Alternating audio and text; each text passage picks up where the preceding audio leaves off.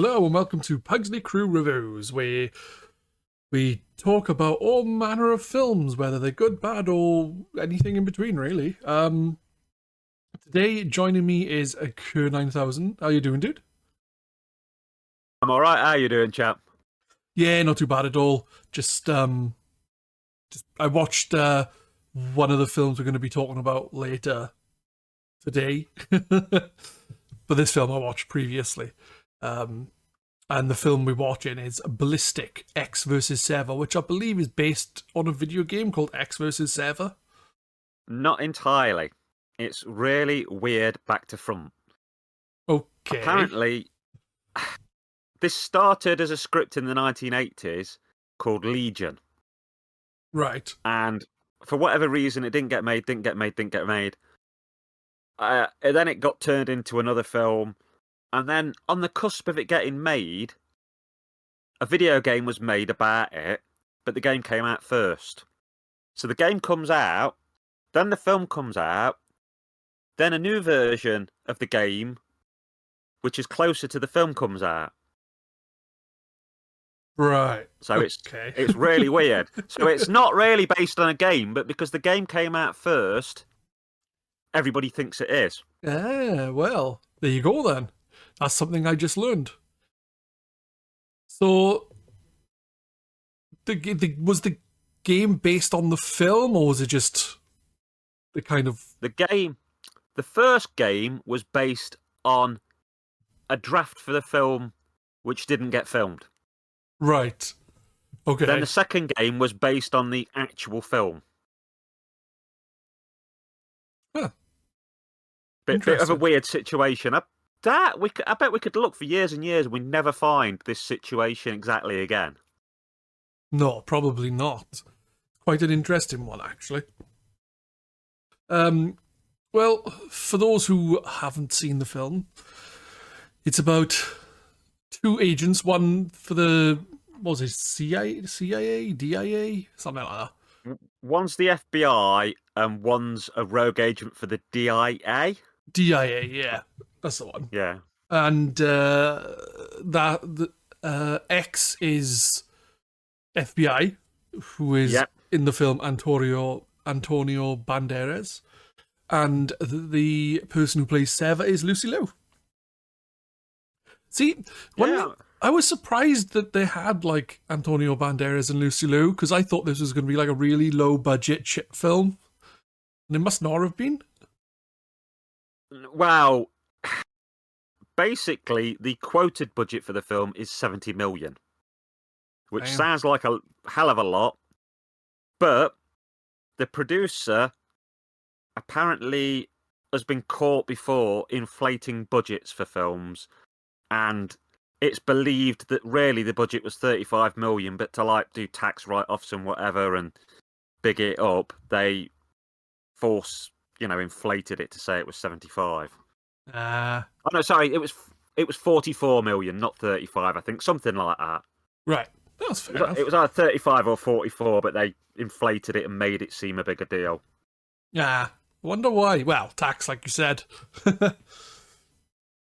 You would have thought, though, because there's quite a few faces I recognised in this, other than Antonio Banderas and Lucy Liu.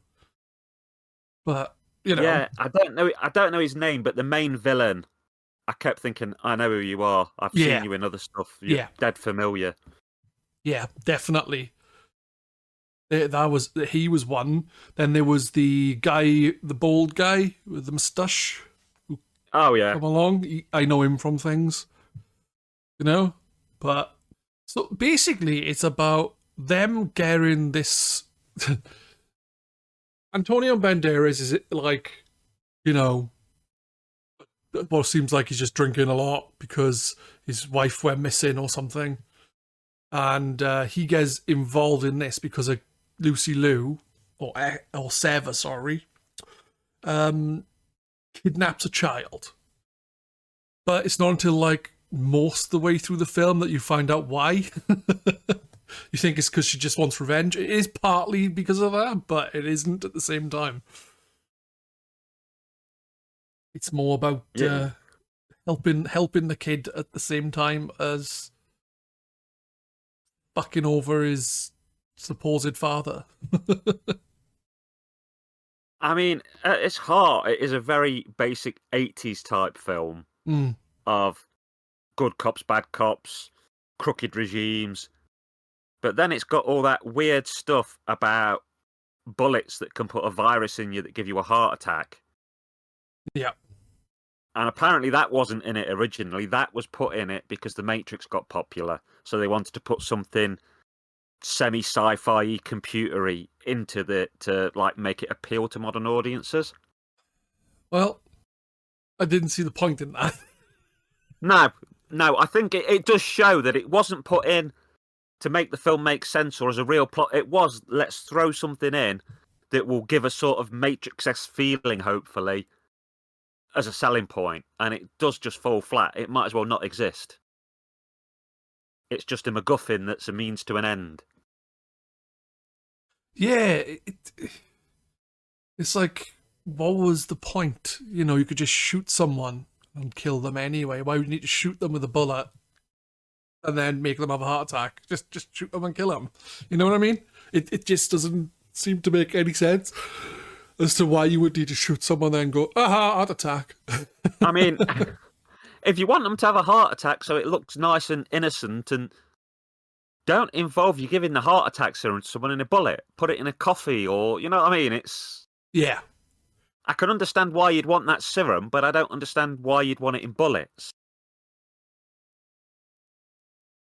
But, you know, clearly they just wanted something in a film that they didn't think had been in a film before. That... Yeah. At first, I thought the film was quite cheesy, and it is pretty cheesy, but I didn't find it as cheesy as it went on. I don't know why. It seemed like cheesier at the beginning. Yeah, I definitely agree with that. I think when you started to know more, like, whose kid it really is, and you started to care more, and there became more of a core to the film than just before. It was just like explosions and cheesy one-liners and a mess, really. Yeah. Also, the use of slow-mo was weird. There was a point, like, there was used quite a bit. But at one point, it was Antonio Banderas and his wife. They'd finally meeting up and they were running, and it was a slow-mo of their feet. And I was like, why? Again, I reckon The Matrix. Slow-mo had worked in The Matrix. That was popular. Let's put Matrixy things in because Matrix equals money. Yeah, I get that. But, like, when they use slow-mo most of the time, it was during, like, when Lucy Liu was firing off guns and stuff. Whereas that scene specifically, it's like, why are they doing slow-mo of feet? Maybe feet? Quentin Tarantino was visiting the set on that day. Possibly. I didn't think of that. Do you know this film made the most hated list of Roger Ebert? Do you know who Roger Ebert is? Isn't he that guy, the review guy? Yeah, Siskel and Ebert. They both worked for famous newspapers that reviewed films, and then they got like a TV show in America where they'd both review the film and give it a thumbs up or down and say if it was crap.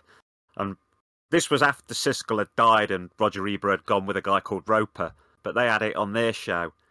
And he said it was one of the worst films he'd ever seen. And I'm like, yeah, you're being a bit harsh, mate. I think so. Like, the film isn't particularly amazing or anything, but it was alright. It was an alright action film. Yeah, it's one of those films where it's throwaway entertainment. I can't see myself going, let's put Ballistic Ecks Vs Sever on again. Let's have a 1 year, watch it once every year. No. But are you going to watch it and go, we're all right? Yeah, you would. I would agree with that completely, actually. Because I was like, by the end, I was like, it's all right. At first, I was like, it's a bit cheesy. And then even my missus was like, I wouldn't expect Lucy Liu to be in something so cheesy, I said. And then I turned around and said, she was in Charlie's fucking Angels. Yeah. Like, fair enough. Anyone my favourite bit in it and I'm trying to explain this, but I'm sure you'll know the better. I mean, there's a gun, and a guy's told to put it to his head and kill himself or shoot it, but he turns it away to fire it at the guy, and the shot comes out the gun backwards and kills him. And I thought that was really neat. That was pretty cool, but at the same time I was confused how the fuck it happened, but yeah. But what would have happened if he had put it to his head and pulled the trigger? Would they have let him live? Was it like a test? Or would he have like shot a random pigeon across to the left and then they'd have killed him anyway? I mean, you know. I reckon if he had shot himself and they would have let him live. Because he's proven his loyalty. Yeah, that's what I probably thought, but I just thought it's not something that's one thing that I can't think of seeing in a film before. Maybe it is, but it just struck me as a cool moment and something I didn't expect. Yeah, I don't think I've seen anything like that in a film, where the gun just shoots it the wrong way. Yeah, so when it comes to this film, I thought it was all right. It was a all right action film. There was nothing particularly to write home about, and nothing well. The story wasn't exactly great, but it was passable. Don't know why this would be on someone's hated list. They must not have watched a lot of films.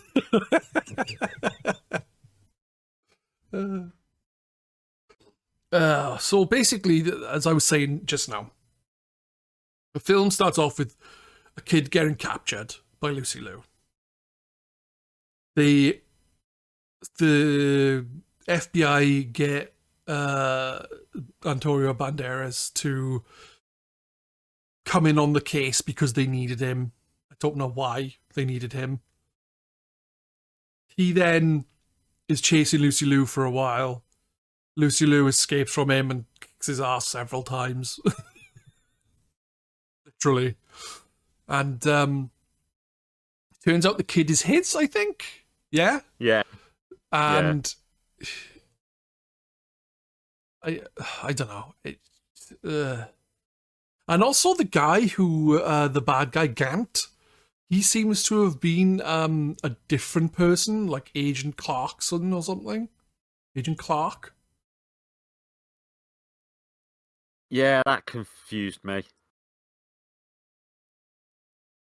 I suppose, they change identity for the sake of... I don't know, I get the feeling maybe he was more involved in different agencies or something, playing them off. I could be wrong. I have no idea. I'm not sure if it was like he used to be in the FBI and then he decided to become a different person to have his own agency or something. I haven't got a fucking clue. Doesn't make sense to me. Because other people who would know him and who saw him and know him would be like, oh, that's Agent Clark. Why is he going by Gant? I do think this is one of the films where apparently the director was told he'd have like control of the final cut and he could film what he needed and he'd put it together. And then I think that he got pushed off and they re-edited it. And I just think that something somewhere has been lost along the way. It's pieced together weirdly. And that could also be why. It is possible at the end of the day that things are missing or needed to be added that wasn't there. But fuck knows. At the end of the day, like I said, it was an okay action film, but I can't see me watching it again. No, Ever. I think the game's held in much higher regard. Is it now? I think it was a very early first-person shooter for the Game Boy Advance. And because obviously, really, the Game Boy Advance is a mostly 2D console. Yeah. There is some Doom and Wolfenstein and stuff on it, but it's not really its strong point. And I know they did a lot of complex programming, and if I remember, there's no looking up or down on it, and they made it very flat so that it had a good sort of frames per second in it. Yeah. So it was held in quite high regard at the time for what it achieved on the system. Whereas I think the film's genuinely... Well, I think it's got like an absolutely dirt rating on Rotten Tomato. Its IMDb rating's 3. I'm guessing here from memory, but 3.8 maybe. Something around that line. Whereas I think the game got a lot of like 80%. I don't think I would say the film is quite as bad as like a 3. I would give it quite an average rating of like 5 because it's very average. Yeah. I was reading something the other day. This is going back to games, but there was a big thing where loads of magazines were scoring average games as 7. Yeah. They were considering the 7 the average, and it was because basically the studios making the games would throw shit fits if the game was average and got 5 because they thought it'd never sell. And I'll never get that because to me, 5 or 6 is average because it's right in the middle of the pile. Yeah, for me, when 5 is average. Yeah. Bang in the middle. If I say 5, it's average to low average, 6 is average to high average. 7 to me is reasonably good. Oh, yeah. So when I say I'd give this 5, 6, I am saying it is, bang on the line, average. You could do a hell of a lot worse. You could do a heck of a lot better.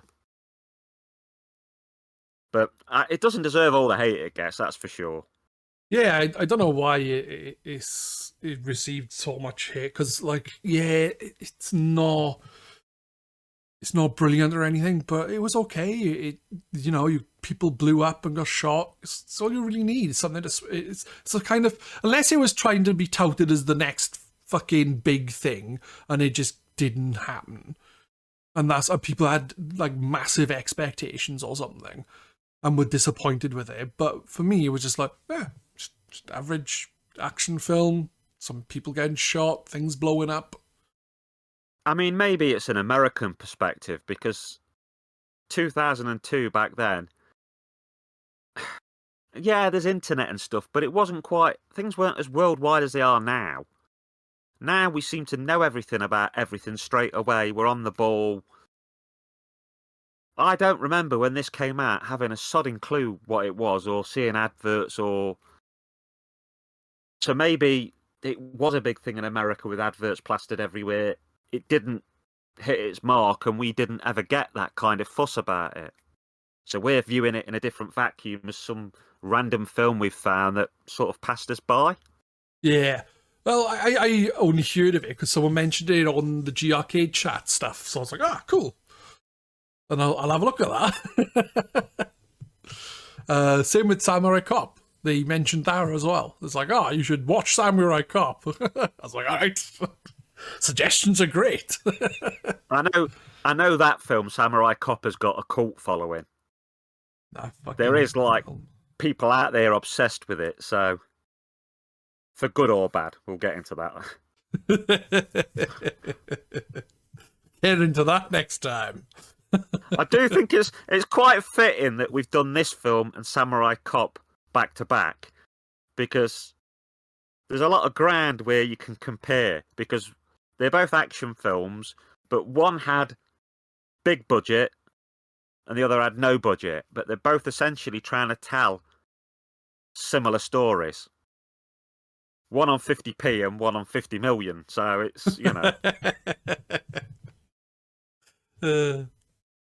Yeah, I don't really have a lot to say about this. Like, the story was kind of like meh. I didn't really care about that. I don't know. It just seemed like okay. Like, the problem. This is the problem. See, with okay, is if something is average, it's kind of like bland. If that makes sense. If something's really bad, you'll have a lot more to say about it because it's like, yeah, this is awful, and then you'll go on your reasons for it. If something's really good, you'll talk about the good things. If something's just okay, it's like, yeah, it's all right. I can't say much else other than that. No, I mean, I'd say with this, the soundtrack's awful. because it's like bad video game music. The effects are good, the stunts are good, the plot is meandering.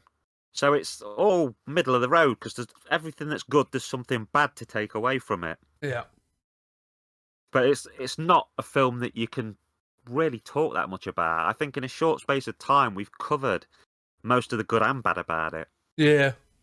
Yeah, one thing that was an issue for me personally on my TV was the sound. It was hard to hear people talking sometimes because there'd be like music in the background. I fucking hate that.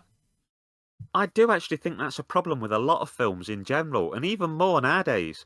I think explosions are always incredibly loud.